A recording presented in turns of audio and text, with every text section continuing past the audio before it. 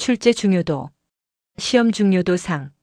시험에서는 웹서버가 개인정보 처리 시스템인지 묻는 문항이 나오면 긍정으로 풀어야 합니다.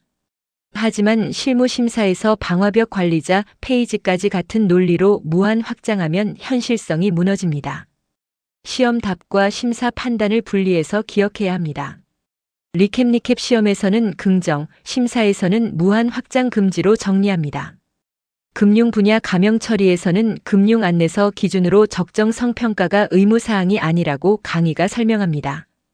기출형 함정은 IRB에서 승인했다처럼 다른 용어를 써서 적정 성평가 여부를 흔드는 방식입니다. 업종별 해설서 차이를 같이 봐야 틀리지 않습니다. 리캡 금융 가명 처리는 적정 성평가 의무 여부와 IRB 용어 치환을 함께 기억합니다. 이벤트나 경품 업무에서는 5만 원 이상인지가 먼저 보입니다.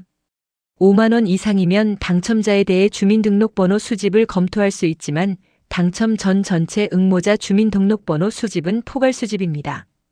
수집 대상과 수집 시점을 분리해서 기억해야 문제를 맞힐 수 있습니다.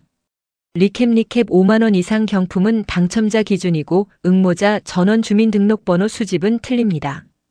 표준 위수탁 계약서는 목적, 범위, 기간, 손해배상, 파기, 재위탁 통제를 같이 봐야 합니다.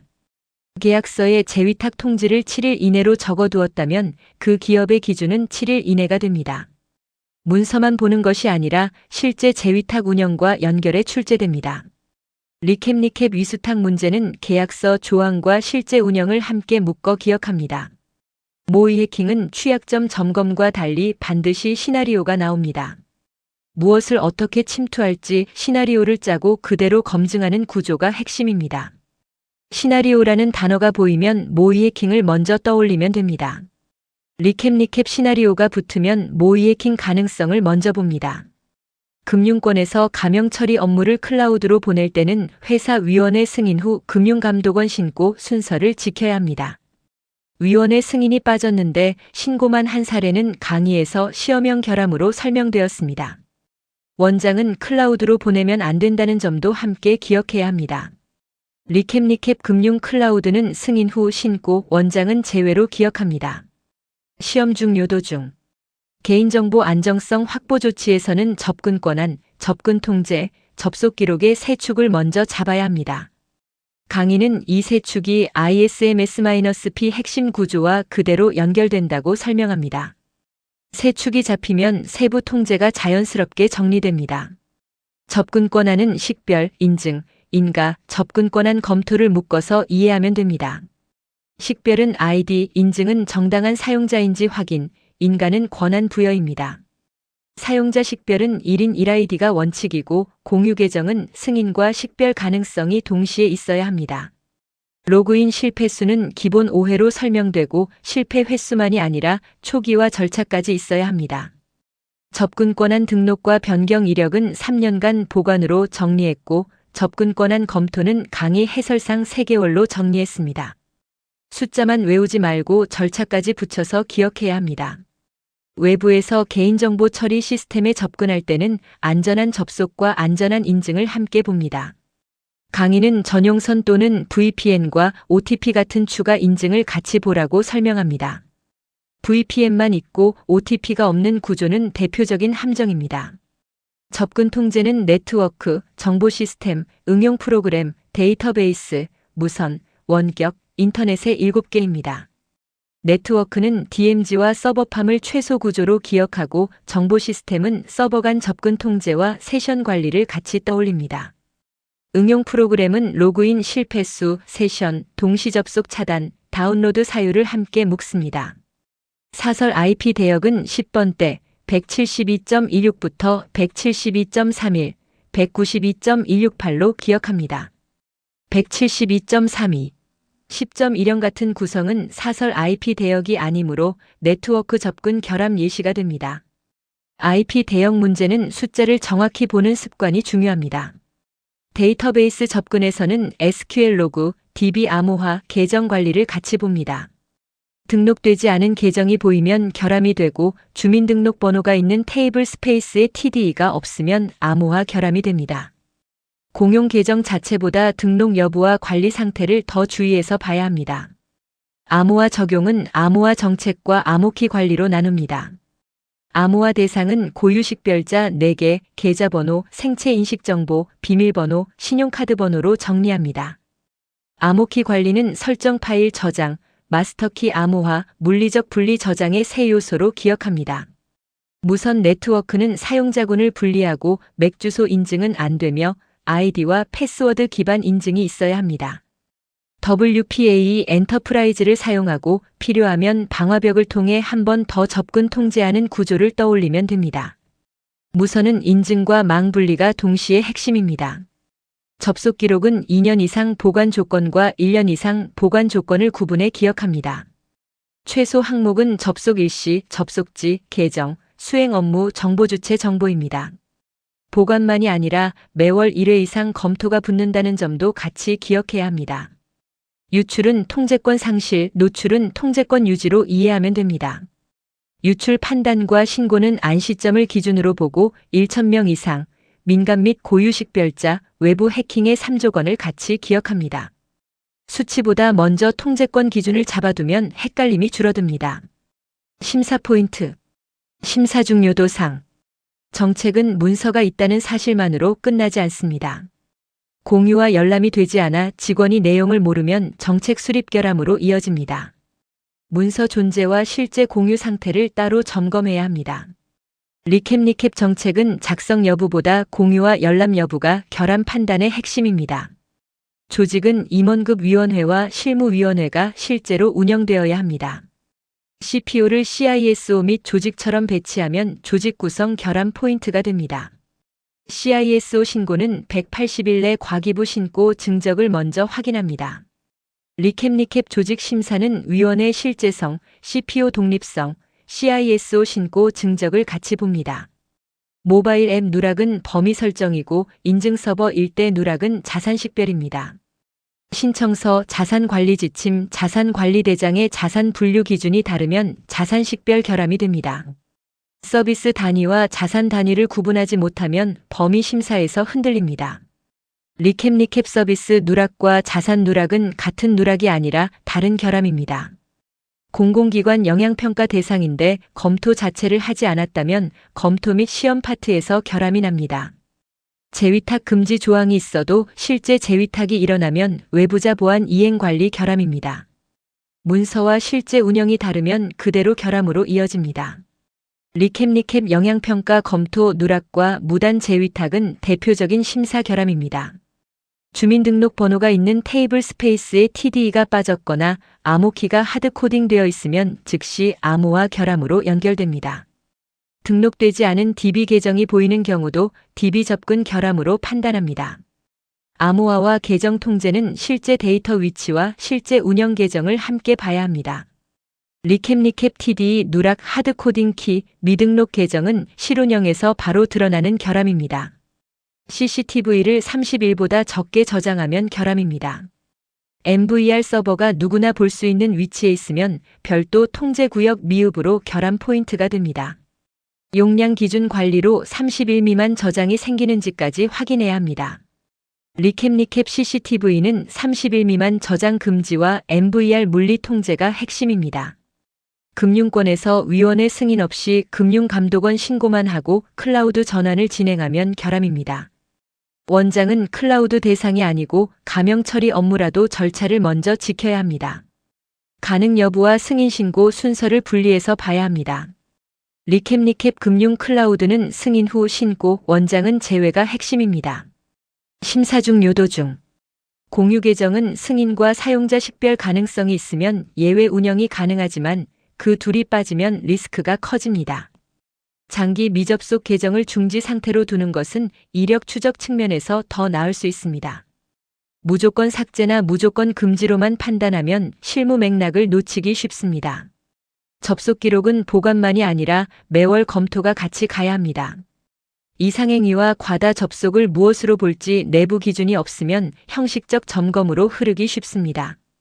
접속 기록은 운영 흔적을 읽는 자료라는 관점으로 봐야 합니다. 존분리만 해놓고 실제 차단이 없으면 네트워크 접근 통제가 약해질 수 있습니다. 내부망에 공인 IP를 두거나 서버에서 인터넷이 열려 있는 경우는 실무에서 자주 흔들리는 부분입니다. 접근 통제는 구조와 실제 통신 경로를 함께 봐야 합니다. 정보 서비스 흐름도는 그냥 그리는 문서가 아니라 업무와 통제가 함께 보이는 문서여야 합니다. 보안 대책, 인증 방식, 암호화 구간, 주요 직무자, 원격 접속 흐름이 빠지면 실무 점검에서 취약해집니다. 흐름도는 업무와 매핑해 보면 오류가 자주 드러나는 영역입니다. 오늘의 암기 체크. 웹서버가 개인정보 처리 시스템인지 묻는 시험 문제는 긍정으로 푼다. 실무 심사에서는 그 논리를 방화벽 관리자 페이지까지 무한 확장하면 안 된다. 금융 안내서 기준으로 가명 처리 적정성 평가는 의무사항이 아니라고 강의가 설명한다. IRB 승인이라는 표현은 적정성 평가 함정으로 출제될 수 있다. 5만 원 이상 경품은 당첨자 기준으로 주민등록번호 이슈를 검토한다. 당첨 전 전체 응모자 주민등록번호 수집은 포괄 수집이다. 표준 위수탁 계약서는 목적, 범위, 기간, 손해배상, 파기, 재위탁 통제를 같이 본다. 계약서에 7일 이내로 적었으면 재위탁 통지 기준은 7일 이내다. 모이에킹은 시나리오가 반드시 따라온다. 금융 클라우드는 위원회 승인 후 금융감독원 신고 순서를 지킨다. 원장은 클라우드 대상이 아니다. 개인정보 안정성 확보 조치의 세 축은 접근 권한, 접근 통제, 접속 기록이다. 식별은 너 누구냐, 인증은 너 맞냐, 인간은 너 이거 볼 수 있냐로 기억한다. 사용자 식별은 1인 1아이디가 원칙이다. 공유 계정은 승인과 식별 가능성이 함께 있어야 한다. 로그인 실패 기본 횟수는 5회다. 실패수 관리만이 아니라 초기화 절차까지 있어야 한다. 접근 권한 등록 변경 이력은 3년 보관으로 정리한다. 접근 권한 검토는 강의 해설상 3개월로 기억한다. 외부 접근은 전용선 또는 VPN과 OTP 같은 추가 인증을 함께 본다. 접근 통제는 네트워크, 정보 시스템, 응용 프로그램, 데이터베이스, 무선, 원격, 인터넷의 7개다. DMZ와 서버팜은 최소 구조로 기억한다. 사설 IP 대역은 10번대 172.26부터 172.31, 192.168이다. 172.32, 10.10 같은 주소는 사설 IP 대역이 아니다. 응용 프로그램 접근은 로그인 실패수, 세션, 동시 접속 차단, 다운로드 사유, 과다 조회 방지를 같이 본다. 암호화 적용은 암호화 정책과 암호키 관리로 나눈다. 암호화 대상은 고유식별자 4개, 계좌번호, 생체인식정보, 비밀번호, 신용카드번호다. 전송구간 암호화는 TLS 1.2 이상으로 정리한다. 대칭키는 128비트 이상, 공개키는 RSA 2048 이상으로 정리한다. 암호키 관리는 설정 파일 저장, 마스터키 암호화, 물리적 분리 저장으로 외운다. 공공기관 영향평가는 5만, 50만, 100만을 먼저 외운다. 분리보관의 핵심은 테이블 분리가 아니라 계정 분리다. 정책은 공유와 열람이 되지 않으면 정책 수립 결함이 될 수 있다. 모바일 앱 누락은 범위 설정이고 인증 서버 누락은 자산 식별이다. 신청서, 지침, 대장의 자산 분류 기준은 일치해야 한다. 주민등록번호가 있는 테이블 스페이스에 TDE가 빠지면 암호화 결함이다. 등록되지 않은 DB 계정이 보이면 DB 접근 결함이다. 수탁사 관리 감독은 1년에 한 번은 해야 한다. CCTV는 30일보다 적게 저장하면 결함이다. MVR 서버는 별도 통제 구역에 두어야 한다. 다시 암기 키워드 반복합니다. 오늘의 암기 체크. 웹서버가 개인정보 처리 시스템인지 묻는 시험 문제는 긍정으로 푼다. 실무 심사에서는 그 논리를 방화벽 관리자 페이지까지 무한 확장하면 안 된다. 금융 안내서 기준으로 가명 처리 적정성 평가는 의무사항이 아니라고 강의가 설명한다. IRB 승인이라는 표현은 적정성 평가 함정으로 출제될 수 있다. 5만 원 이상 경품은 당첨자 기준으로 주민등록번호 이슈를 검토한다. 당첨 전 전체 응모자 주민등록번호 수집은 포괄 수집이다. 표준 위수탁 계약서는 목적, 범위, 기간, 손해배상, 파기, 재위탁 통제를 같이 본다. 계약서에 7일 이내로 적었으면 재위탁 통지 기준은 7일 이내다.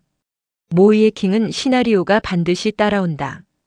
금융 클라우드는 위원회 승인 후 금융감독원 신고 순서를 지킨다. 원장은 클라우드 대상이 아니다. 개인정보 안정성 확보 조치의 세 축은 접근 권한, 접근 통제, 접속 기록이다. 식별은 너 누구냐, 인증은 너 맞냐, 인간은 너 이거 볼 수 있냐로 기억한다. 사용자 식별은 1인 1아이디가 원칙이다. 공유 계정은 승인과 식별 가능성이 함께 있어야 한다. 로그인 실패 기본 횟수는 5회다. 실패수 관리만이 아니라 초기화 절차까지 있어야 한다. 접근 권한 등록 변경 이력은 3년 보관으로 정리한다. 접근 권한 검토는 강의 해설상 3개월로 기억한다. 외부 접근은 전용선 또는 VPN과 OTP 같은 추가 인증을 함께 본다. 접근 통제는 네트워크, 정보 시스템, 응용 프로그램, 데이터베이스, 무선, 원격, 인터넷의 7개다. DMZ와 서버팜은 최소 구조로 기억한다. 사설 IP 대역은 10번대 172.26부터 172.31, 192.168이다. 172.32, 10.10 같은 주소는 사설 IP 대역이 아니다.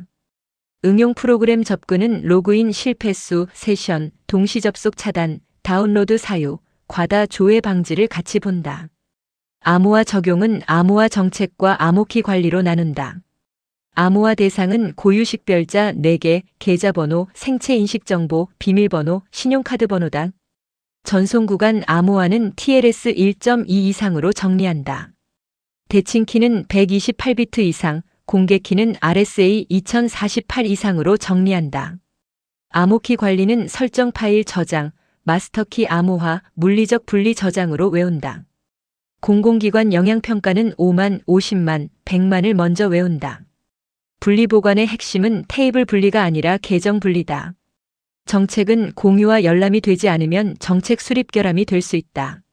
모바일 앱 누락은 범위 설정이고 인증 서버 누락은 자산 식별이다. 신청서, 지침, 대장의 자산 분류 기준은 일치해야 한다. 주민등록번호가 있는 테이블 스페이스에 TDE가 빠지면 암호화 결함이다. 등록되지 않은 DB 계정이 보이면 DB 접근 결함이다. 수탁사 관리 감독은 1년에 한 번은 해야 한다. CCTV는 30일보다 적게 저장하면 결함이다. MVR 서버는 별도 통제 구역에 두어야 한다.